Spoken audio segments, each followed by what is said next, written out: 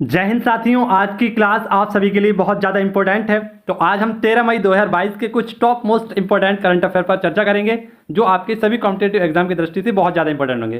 तो आपके फुल पत्ती वाले नोट्स आज मैं लेकर आया हूं और कुछ ऐसे प्रश्नों के बारे में भी आपसे चर्चा करूंगा जो आपके लिए सीधे सीधे आपकी परीक्षा में पूछे जा सकते हैं। तो मित्रों, बहुत ही पेशेंस के साथ, बहुत ही ईमानदारी के साथ आपको इस पूरी वीडियो को अंत तक देखना है, क्योंकि ये वीडियो आप सभी के लिए बहुत ज़्यादा इंपॉर्टेंट रहती है। आप सभी के सपनों की उड़ान के लिए एक छोटा सा प्रयास है जो मैंने इस वीडियो के माध्यम से आपके सामने साझा किया है। तो सभी मित्रों को पूरी वीडियो को अंत तक देखना है और कमेंट बॉक्स में बताना है कि आज की वीडियो कैसी लगी। आज का हमारा पहला ही क्वेश्चन आपके लिए बहुत ज़्यादा इंपॉर्टेंट रहने वाला है, तो उसे पूरा अवश्य देखना।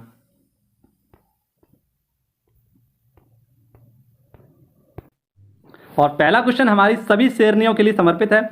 सभी शेरनियां अगर इस वीडियो को देख रही हैं तो उनके लिए मैं कुछ स्पेशल फैक्ट लेकर आया हूं जो मैं आपके सामने रखने वाला हूं। इन फैक्टों को देखना आपके लिए बहुत ज़्यादा हेल्पफुल होंगे और आपको एक नज़रिया दिखेगा पढ़ाई करने का, एक सिंपल सा वे दिखेगा इस क्वेश्चन के अंदर। तो आइए देखते हैं, पहला क्वेश्चन देखते हैं क्या है हमारा। कहा गया है कि अंतर्राष्ट्रीय नर्स दिवस, कौन सा मित्रों, अंतर्राष्ट्रीय नर्स दिवस कब मनाते हैं? ये प्रत्येक 12 मई को मनाते हैं, क्योंकि 1974 से हम इस दिवस को मना रहे हैं, अंतर्राष्ट्रीय नर्स दिवस को। एक महिला थी जिन्हें हम फ्लोरेंस नाइटिंगेल के नाम से जानते हैं। ये एक क्रीमिया युद्ध के दौरान रहती थी, ठीक है। और क्रीमिया जो युद्ध हुआ था उसके दौरान इन्होंने क्या किया था, जहां पर युद्ध में फौजी और नागरिक जो घायल हो गए थे उनकी रात रात भर इन्होंने क्या की, सेवा की, उनका इलाज किया।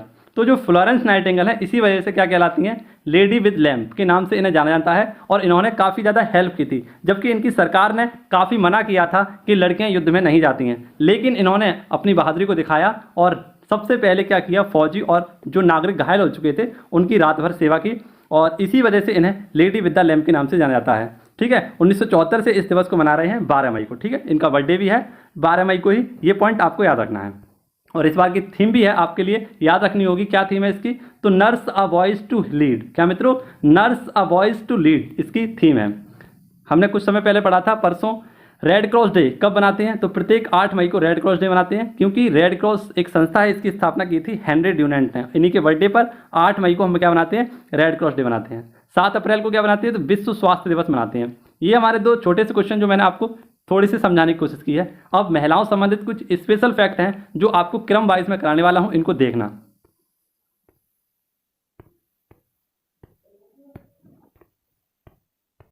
तो मित्रों, सबसे पहले आपको देखना है कि हाल ही में नीति आयोग ने महिला उद्यमिता मंच द्वारा वुमेन ट्रांसफॉर्मिंग इंडिया अवार्ड के लिए 5वें संस्करण के लिए 75 महिलाओं को अवार्ड से सम्मानित किया था, ठीक है। ये हमारा एक करंट अफेयर का क्वेश्चन था जो महिलाओं से जुड़ा हुआ था। इसी के साथ साथ आपको याद रखना है कि नारी शक्ति अवार्ड हाल ही में राष्ट्रपति रामनाथ कोविंद जी के द्वारा 29 महिलाओं को प्रदान किया गया था। भारत रत्न, अब तक 5 महिलाओं को भारत रत्न से सम्मानित किया गया था। सबसे पहले भारत रत्न किसे दिया गया था, तो इंदिरा गांधी को 1971 में दिया गया था।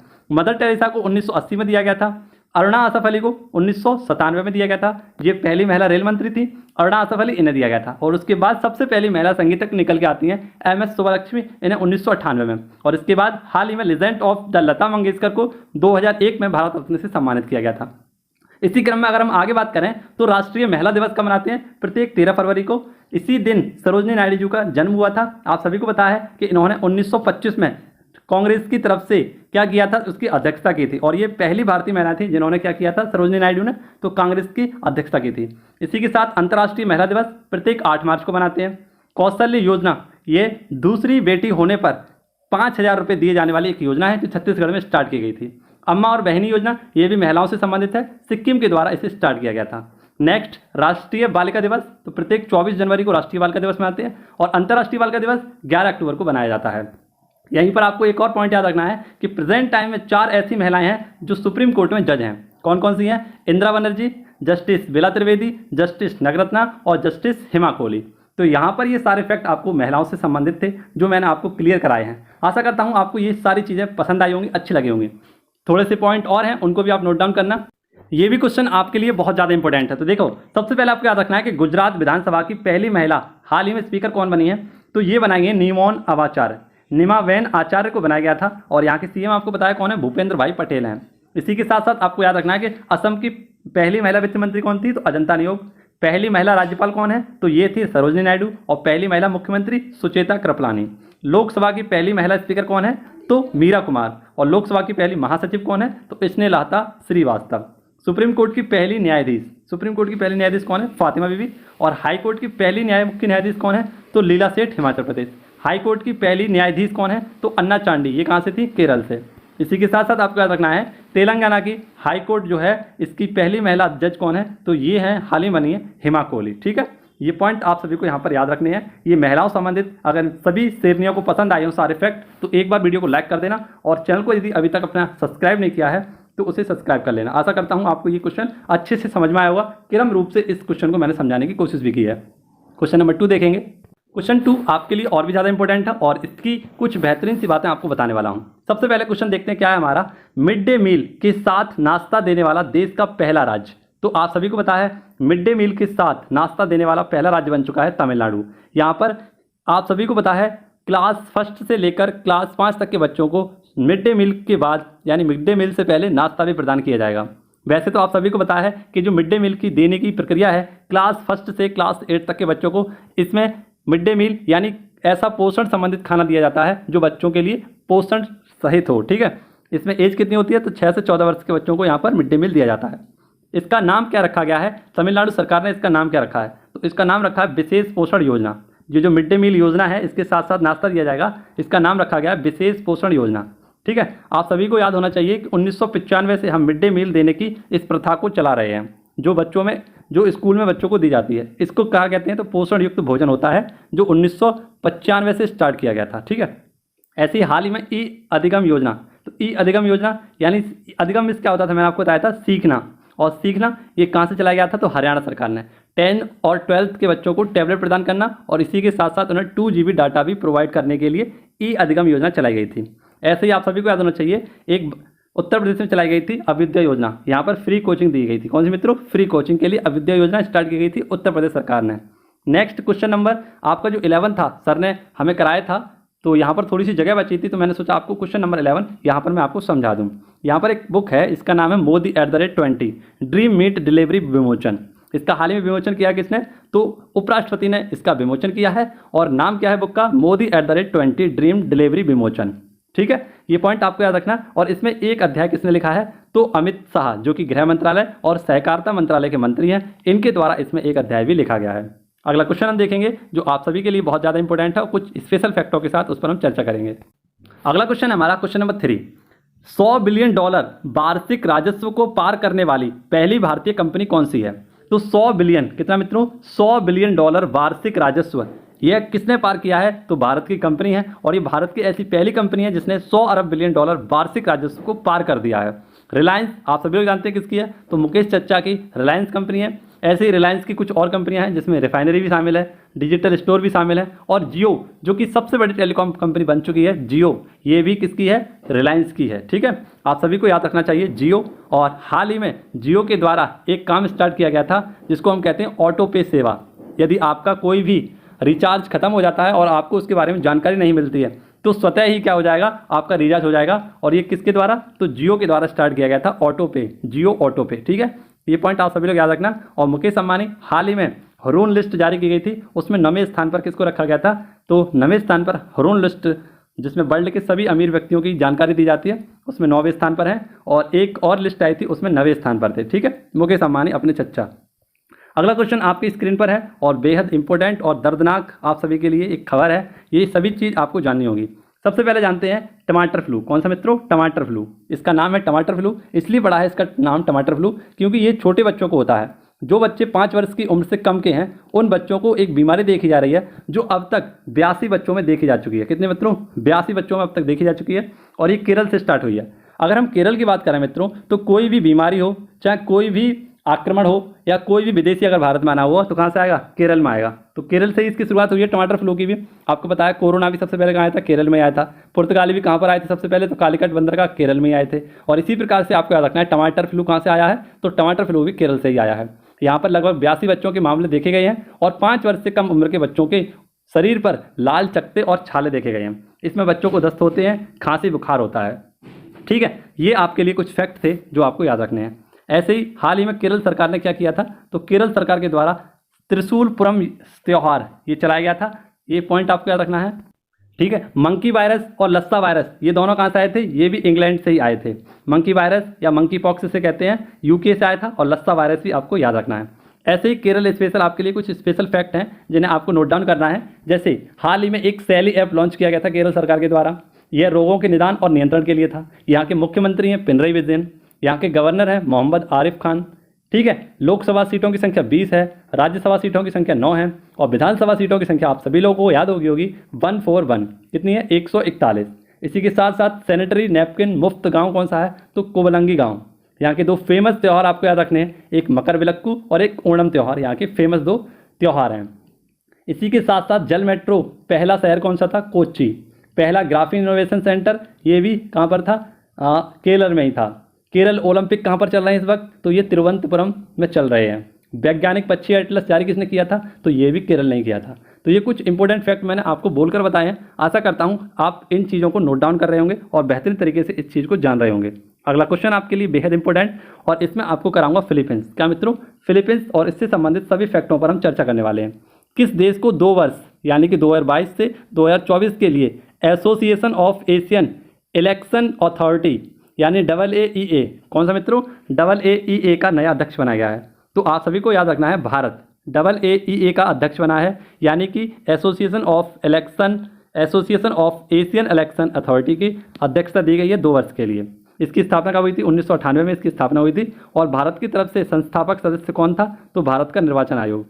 निर्वाचन आयोग की बात करें तो आर्टिकल 324 में भारत का क्या है? निर्वाचन आयोग है, जिसमें हम बात करें एक अध्यक्ष होता है और 2 उपाध्यक्ष होते हैं। एक अध्यक्ष अगर हम बात करें कौन है, तो आप सभी लोग याद रखना सुशील चंद्रा। कौन है मित्रों प्रेजेंट टाइम में? सुशील चंद्रा। पहले कौन थे? तो पहले आप सभी लोग कमेंट बॉक्स में बताना कौन थे, और प्रेजेंट टाइम में सुशील चंद्रा कौन है? इसके हेड हैं। इसी प्रकार से 2 अन्य, तो राजीव और एक है अनूप चंद्र पांडे। ठीक है। ये पॉइंट आपको भारतीय चुनाव आयोग या निर्वाचन आयोग से याद रखने थे। अब आपके लिए याद करना है कुछ फिलीपींस संबंधित फैक्ट। आइए देखते हैं फिलीपींस संबंधित फैक्ट क्या क्या है। देखें मित्रों, फिलीपींस ने हाल ही में क्या किया है? 375 बिलियन अमेरिकी डॉलर के साथ भारत के साथ अनुबंध किया है, और ब्रह्मोस जो सुपरसोनिक मिसाइल है, दागो और भूल जाओ, उसे खरीदने के लिए क्या किया है? अनुबंध किया है। तो आप सभी लोग याद रखना किस देश ने? फिलीपींस ने। और भारत ऐसा पहला देश होगा जो किसी देश को ब्रह्मोस मिसाइल बेचने वाला है। इसी के साथ साथ आपको फिलीपींस से कुछ ऐड याद रखने हैं। जैसे बाल विवाह के खिलाफ कानून कौन लाया था? तो फिलीपींस लेकर आया था। अंतर्राष्ट्रीय चावल अनुसंधान कहाँ पर है? तो मनीला फिलीपींस में ही है। एशिया का नोबेल पुरस्कार किसे कहते हैं? तो रेमन मैग्सेसे अवार्ड ये भी कहाँ दिए जाते हैं? तो मनीला में ही दिए जाते हैं। गोल्डन राइस अनुपाती कौन है? तो ये भी फिलीपींस है। मैरियाना ट्रेंच प्रशांत महासागर के फिलीपींस के पास ही पड़ती है। और फिलीपींस का सबसे बड़ा द्वीप कौन सा है? तो लूजोन द्वीप। कौन सा मित्रों? लूजोन द्वीप। ये सारे फैक्ट आपको फिलीपींस से याद रखने हैं। सीधे सीधे कहीं ना कहीं ये क्वेश्चन आपसे पूछे जा सकते हैं, ये क्वेश्चन आपके बन भी सकते हैं। तो यहाँ पर आप सभी को अगर वीडियो अच्छी लग रही हो, पसंद आ रही हो, तो आप सभी लोग इस वीडियो से जुड़ सकते हैं, चैनल को सब्सक्राइब कर सकते हैं। अगला क्वेश्चन आपके स्क्रीन पर रहेगा, क्वेश्चन नंबर 7। काफ़ी दिनों से हमने कुछ विदेशी मामलों पर चर्चा नहीं की है, तो आज मित्रों आज की क्लास में आपसे क्या करेंगे? विदेशी मामलों पर भी चर्चा करेंगे। कुछ विदेशी मामले क्या क्या रहे हैं उसकी एक छोटी सी लिस्ट बनाई है, उसे आपको समझाऊंगा और बताऊंगा कि प्रेजेंट टाइम में हमने क्या क्या देख लिया है। तो जनवरी से लेकर मई तक की ये सारी घटनाएं हैं, आपको नोट डाउन करनी है, और ना नोट डाउन करनी हो तो इसका एक बार रिवीजन करना है। ठीक है। पाकिस्तान ने नई दिल्ली में किसे अपना व्यापार मंत्री घोषित किया है? तो मित्रों मंत्री की बात आई है तो हाल ही में पाकिस्तान ने क्या किया है, जैसा कि आपको पता है कि इससे पहले इसके प्रधानमंत्री कौन थे? आप सभी लोग जानते हैं, ये थे इमरान खान थे। ठीक है। तो इन्होंने क्या किया है, भारत के साथ जितने भी व्यापार थे उन सभी पर रोक लगा दी, बंद कर दिया। लेकिन जैसे ही उनकी सरकार गई, सत्ता गई, तो यहाँ पर नए प्रधानमंत्री आए जिनका नाम था शहबाज शरीफ। उन्होंने क्या किया, इन्होंने देखा कि हम तो काफ़ी कर्ज में डूबे हुए हैं और महंगाई भी काफ़ी बढ़ रही है ना, और चीन ने काफ़ी दबदबा भी बना दिया। किसके कारण? तो सी कैप के द्वारा।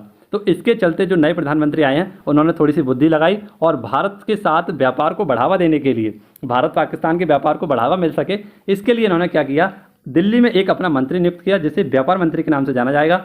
और ये कौन है? तो कमर जमान। कौन है मित्रों? कमर जमान। यहाँ पर याद रखना है, दिल्ली में पाकिस्तान के नए व्यापार मंत्री होंगे। इसका कारण क्या है? तो कर्ज में डूबना, महंगाई का बढ़ना, ये सारे कारण हैं। और इसके साथ साथ भारत और पाकिस्तान के जो व्यापारिक संबंध हैं उनको बढ़ावा देने के लिए हाल ही में यहाँ के प्रधानमंत्री ने ये काम किया है। अब मंत्रियों की बात आई है तो सबसे पहले हम जानेंगे विदेश मंत्रियों के बारे में, और माफ़ करना, सबसे पहले जानेंगे विदेशी कुछ मामले। विदेशी मामलों के साथ साथ एक पूरी की पूरी लिस्ट मैंने आपके लिए बनाई है मंत्रिपरिषद की, तो मंत्रिपरिषद पर ही हम चर्चा करेंगे और विदेशी मामले भी पूरे देखेंगे। ठीक है। तो बहुत ही पेशेंस के साथ मैंने बोला आपको वीडियो देखनी है। मैं आपसे नहीं कहूँगा कि आप वीडियो पर रोकें, वीडियो पर ना रोकें। अगर आपको पसंद आती है तो वीडियो पर रोकें, इसके फैक्ट अगर अच्छे लगते हैं तो इस पर रोकें, क्योंकि 20 मिनट में इतना सारा रिवीजन आपको कहीं पर भी यूट्यूब इतिहास में नहीं मिलेगा। नेक्स्ट, पहली राष्ट्रीय सुरक्षा नीति हाल ही में पाकिस्तान ने जारी की थी। 2022 से 2026 तक इसकी राष्ट्रीय सुरक्षा नीति इसने जारी की थी। इसके भी साथ क्या किया था, भारत के साथ बढ़ावा देने के लिए इसने ये सुरक्षा नीति जारी की थी। ब्रह्मोस मिसाइल के लिए $375 मिलियन किसने दिए हैं, तो ये फिलीपींस ने दिए थे। तेल रिसाव के कारण पर्यावरण को नुकसान न हो इसलिए इसने क्या किया, 90 दिनों का आपातकाल लगाया, किसने, पेरू ने। ईंधन की बढ़ती कीमतों के साथ साथ कजाकिस्तान ने भी क्या किया था, आपातकाल लगाया था। खाद्य आपातकाल आपको पता ही है श्रीलंका में लगा हुआ है। नेक्स्ट, राजनयिक संबंधों के लिए स्मारक लोगों किसने जारी किया था, तो इजराइल ने किया था भारत के साथ। ठीक है, नेक्स्ट अगर देखें हम तो क्वेश्चन हमारा बम चक्रवात, कौन सा मित्रों, बम चक्रवात ये कहाँ पर आया था, ये आया था अमेरिका में। ये बर्फीला चक्रवात था जो अमेरिका में आया था और लगभग 3 करोड़ से ज़्यादा लोग इसमें प्रभावित हुए थे। व्यापारिक भागीदारी के लिए शीर्ष स्थान पर कौन कौन से थे, तो व्यापारिक भागीदार में शीर्ष देश थे अमेरिका और चीन। यानी भारत किसके साथ सबसे ज़्यादा भागीदारी करता है, ये पॉइंट याद रखना है, अमेरिका के साथ। ठीक है, तो ये हमारे क्या थे, कुछ आप सभी के लिए विदेशी मामले थे जो आपको पॉइंट वाइज पॉइंट याद रखने थे। अगला क्वेश्चन आपके लिए और भी ज़्यादा इंपॉर्टेंट रहेगा। अगला क्वेश्चन है आपके सामने, क्वेश्चन नंबर 8, किस राज्य का मागर गांव देश का पहला शहद वाला गांव बन गया है। तो मित्रों आप सभी को याद रखना है, काफ़ी इंपॉर्टेंट क्वेश्चन है। मागर गांव ये हाल ही में एक गांव है जो महाराष्ट्र के महाबलेश्वर में पड़ता है। कहाँ पर मित्रों, महाराष्ट्र के महाबलेश्वर में पड़ता है। और ये कैसा, तो मित्रों पहला शहद वाला गांव बन चुका है। आप सभी को याद होना चाहिए कि यहाँ पर एक प्रोजेक्ट चल रहा है, इस प्रोजेक्ट का नाम है प्रोजेक्ट हनी बी। क्या नाम है, प्रोजेक्ट हनी बी। इसके चलते क्या किया गया, शहद को बढ़ावा देने के लिए, यानी शहद के प्रति जागरूकता बढ़ाने के लिए इस प्रोग्राम को चलाया गया था, इस प्रोजेक्ट को। और पहला शहद वाला गांव कौन सा बन गया है, तो आप सभी लोग याद रखना, ये महाराष्ट्र का एक गांव है मागर गांव जो महाबलेश्वर में पड़ता है, पहला शहद गांव बन चुका है। ठीक है, ये आपको याद रखना है। अब आप सभी के लिए महाराष्ट्र स्पेशल कुछ क्या है, खाद्य महाराष्ट्र स्पेशल KVIC यानी खाद्य ग्राम विकास उद्योग MSME मंत्रालय के अधीन आता है और 1956 के एक्ट से इसकी स्थापना की गई थी। ठीक है, शहद क्रांति को किस क्रांति के नाम से जाना जाता है, तो मीठी क्रांति के नाम से इसे जाना जाता है। ठीक है, महाराष्ट्र की बात आई है तो सबसे पहले आपको एक क्वेश्चन याद रखना है कि MTSA एक एप्लीकेशन थी जिसका नाम था माइग्रेशन ट्रैकिंग सिस्टम एप्लीकेशन। हाल ही में महाराष्ट्र सरकार के द्वारा इसे स्टार्ट किया गया था। ऐसे स्थान जो संवेदनशील स्थान है और यहाँ पर कोई भी व्यक्ति काम करने आता है तो उसको आने जाने के बारे में जानकारी मिल सके, उनके स्वास्थ्य और पोषण के बारे में क्या क्या व्यवस्था है वहाँ पर, ये सारी बातें पता चल सकें, तो उसके लिए माइग्रेशन ट्रैकिंग ऐप लॉन्च किया था किसने, महाराष्ट्र सरकार ने। ऐसे ही आपको याद रखना है कि जो महाराष्ट्र का एक शहर है मुंबई, ये सालसेट द्वीप पर बसा हुआ है। माझी वसुंधरा अभियान किसने स्टार्ट किया था, तो यह भी महाराष्ट्र सरकार के द्वारा। समेकित बाल विकास योजना ये 1975 की योजना है जो परीक्षाओं में काफ़ी बार पूछी जा रही है, इसलिए इसे लिखवाया आई। थालघाट दर्रा तो मुंबई और नासिक के मध्य, भोरघाट दर्रा ये मुंबई और पुणे के मध्य। स्टैच्यू ऑफ नॉलेज ये लातूर महाराष्ट्र में है, हाल ही में बनवाई गई थी, किसकी मूर्ति है, तो statue of knowledge doctor Bhimrao Ambedkar. यानी शिक्षा वह शेरनी का दूध है जो जितना पिएगा उतना दहाड़ेगा। एक बुक यहाँ पर आ गई है नीचे, तो इसका भी रिवाइज कर लेते हैं। The boy who wrote the constitution, the boy who wrote the constitution ये बुक किसने लिखी थी, हाल ही में राजेश तलवार ने। और भीमराव अम्बेडकर साहिब के बचपन की कहानियाँ इसमें लिखी थी। ठीक है, तो यहाँ पर ये कुछ बुक आप याद रख लेना। अगला क्वेश्चन देखते हैं, क्वेश्चन नंबर 9। ये भी हमारी एक बुक है और काफ़ी क्रिटिकल बुक है, आपको समझने में थोड़ी दिक्कत हो सकती है, लेकिन बहुत आसानी से मैं इस बुक को समझाने की कोशिश करूँगा। एक बुक है जिसका नाम है एम प्राइम प्ले बुक। इसका पूरा नाम तो वैसे ये है एम प्राइम प्ले बुक, ये इसका शॉर्ट नेम। अगर हम देखें इसका पूरा नाम क्या है, तो एम में हमें दिख रहा है क्या, अटल इनोवेशन मिशन, और यहाँ पर दिख रहा है हमें प्राइम। तो प्राइम की आप सभी लोग एक बार देख लीजिए, हालांकि कोई काम की नहीं है। प्राइम की फुल फॉर्म क्या है, programme for research in innovation market residence and entrepreneurship, इसकी क्या है, फुल फॉर्म है। और शॉर्ट में अगर हम देखें तो इसकी आप केवल इतना याद रखना, एम प्राइम प्ले बुक। हाल ही में इसे नीति आयोग ने क्या किया है, लॉन्च किया है। ठीक है, इसका उद्देश्य क्या है, नवाचार को बढ़ावा देना, अनुसंधान को बढ़ावा देना और तकनीकी क्षेत्र को बढ़ावा देने के लिए। तकनीकी क्षेत्र कैसा, जहाँ पर मिश्रित शिक्षा, यानी कोई अगर कंप्यूटर में अच्छा है तो कंप्यूटर का काम कर सकता है, कोई अगर किसी अन्य कामों में सिलाई कढ़ाई में अच्छा है तो वो काम कर सकता है। तो यानी एक प्रकार से यहाँ पर क्या है, तकनीकी बढ़ावा देना। ठीक है, ये पॉइंट आपको याद रखना। और नीति आयोग के द्वारा इस प्ले बुक को जारी किया गया था। इसका पूरा नाम आपको याद नहीं रखना है, एम प्राइम प्ले बुक के नाम से इसे आपको याद रखना है। नीति आयोग की बात करें तो इसका पुराना नाम योजना आयोग था 1950 में, लेकिन 2015 से इसका नया नाम क्या हो गया है, नीति आयोग। इसके हेड हमेशा कौन होते हैं, तो इसके हेड आपको याद रखने प्रधानमंत्री होते हैं और उपाध्यक्ष इनके हाल ही में बदले गए थे। तो इसके नए उपाध्यक्ष हैं कौन? मनोज सोनी। कौन मित्रों? माफ करना, सुमन के बैरी। कौन है मित्रों? सुमन के बैरी। जो मैंने मनोज सोनी बोले थे वो यूपीएससी के अध्यक्ष हैं। कौन मित्रों? यूपीएससी के अध्यक्ष हैं। लेकिन सुमन के बैरी कौन है? तो सुमन के बैरी नीति आयोग के उपाध्यक्ष हैं। और इसके सीईओ कौन है? तो अमिताभ कांत प्रेजेंट टाइम इसके सीईओ हैं। ठीक है, अगला क्वेश्चन आपके लिए, किस देश में दुनिया का सबसे लंबा कांच का पुल हाल ही में खोला गया है? तो दुनिया का सबसे लंबा कांच का पुल आप सभी को याद रखना है वियतनाम। और वियतनाम की राजधानी आपको याद रखनी है, क्या है? हनोई। वियतनाम की अगर हम बात करें, यहाँ पर देश का, माफ करना, हाँ, दुनिया का सबसे लंबा कांच का पुल, कितना? लगभग 332 मीटर लंबा, माफ करना 632 मीटर लंबा ये कांच का पुल खोला गया है। इस पुल का नाम आप सभी लोग याद रखना, क्या है? तो बैच लॉन्ग ब्रिज। क्या मित्रों? बैच लॉन्ग ब्रिज इस ब्रिज का नाम है। और इसकी क्षमता है लगभग 450 लोगों की, एक बार में यहाँ पर 450 लोग इस पर चल सकते हैं। ठीक है, अब वियतनाम की बात करें तो आपने एक संगठन सुना होगा, आसियान, साउथ, माफ करना, एशियन एसोसिएशन, है ना, एसोसिएशन साउथ एशियन, इसका नाम है आसियान, है ना। तो यहाँ पर इसका सदस्य कौन है? आसियान है, जिसमें, माफ करना, वियतनाम है, इसमें 10 सदस्य हैं। ये पॉइंट आपको याद रखना, उन्हीं 10 सदस्यों में कौन शामिल है? तो आसियान। आसियान का हेडक्वार्टर कहाँ पर है? तो जकार्ता, इंडोनेशिया में। नेक्स्ट, आपको पता है कुछ समय पहले पहला 3D प्रिंटेड पुल बनाया गया था। क्या मित्रों? पहला 3D प्रिंटेड पुल कहाँ पर बना था? ये एम्स्टर्डम में। और एम्स्टर्डम किसकी राजधानी है? नीदरलैंड की। ठीक है, यहाँ पर पहला 3D प्रिंटेड ये पुल बना था। अगला क्वेश्चन आपके सामने बेहद इंपॉर्टेंट और काफ़ी अच्छा क्वेश्चन, अप्रैल 2022 के लिए प्लेयर ऑफ द मंथ किसे चुना गया है? तो आप सभी को याद होना चाहिए कि 2021 में आईसीसी के द्वारा एक नया अवार्ड स्टार्ट किया गया था और इस अवार्ड का नाम था प्लेयर ऑफ द मंथ, जो सबसे पहले आप सभी को याद रखना है एक भारतीय को दिया गया था और लगातार 3 भारतीयों को ही दिया गया था। ठीक है, ऋषभ पंत, भुवनेश्वर और इसी के साथ साथ अश्विनी को, इन तीनों को लगातार क्या दिया गया था? 2021 में प्लेयर ऑफ द मंथ से चुना गया था। वहीं पर अगर हम बात करें कि अप्रैल 2022 का पुरुष में किसे दिया गया है? तो केशव महाराज को, ये साउथ अफ्रीका के हैं, और एलिसा हेली, ये एलिसा हेली कहाँ की है? ऑस्ट्रेलिया की। इन्हें प्लेयर ऑफ द मंथ 2022 चुना गया है, 2022 अप्रैल माह का। आईसीसी की बात करें तो इंडियन क्रिकेट काउंसिल, इसका हेडक्वार्टर कहाँ पर है? दुबई। और प्रेजेंट टाइम इसके हेड है ग्रेग बर्कले। इसकी स्थापना 1909 में की गई थी। ठीक है, तो यहाँ पर ये पॉइंट आपको सीधे सीधे याद रखने हैं। आज का सवाल आपकी स्क्रीन पर है जो आप देख सकते हैं, इसका आंसर आपको कमेंट बॉक्स में करना होगा। हाल ही में 16 से 22 तक इनविक्ट्स गेम्स 2022 का आयोजन कहाँ किया जाएगा? इसका आंसर आपको कमेंट बॉक्स में बताना है और बेहद इंपॉर्टेंट क्वेश्चन आप सभी के लिए रहने वाला है। आशा करता हूँ आपको पूरी वीडियो अच्छी लगी होगी, पसंद आई होगी, सारे के सारे फैक्ट आपको अच्छे लगे होंगे। अगर अच्छी लगी हो तो वीडियो को लाइक करें बिना मत जाना। ठीक है, और अभी तक चैनल को सब्सक्राइब नहीं किया है तो जल्दी से 90% जो मेरे साथी हैं वे सभी क्या करेंगे? एक बार चैनल को सब्सक्राइब कर लेंगे और इस छोटे से परिवार का हिस्सा बनेंगे। आशा करता हूँ इसी के साथ आपसे विदा चाहता हूँ। मिलूंगा आपसे अगली वीडियो में। जय हिंद, जय भारत, वंदे मातरम, भारत माता की जय।